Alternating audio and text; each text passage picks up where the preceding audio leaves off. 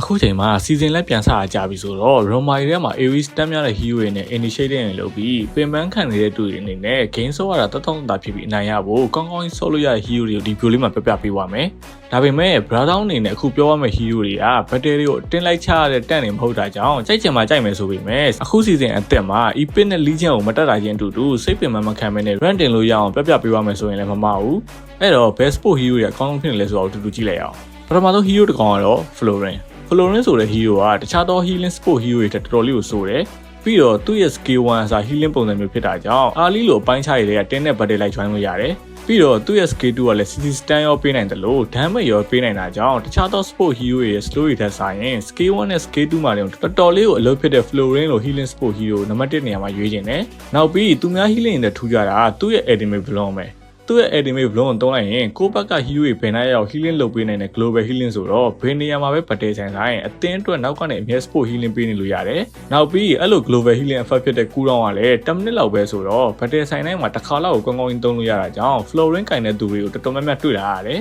။နောက် hero တစ်ကောင်ကတော့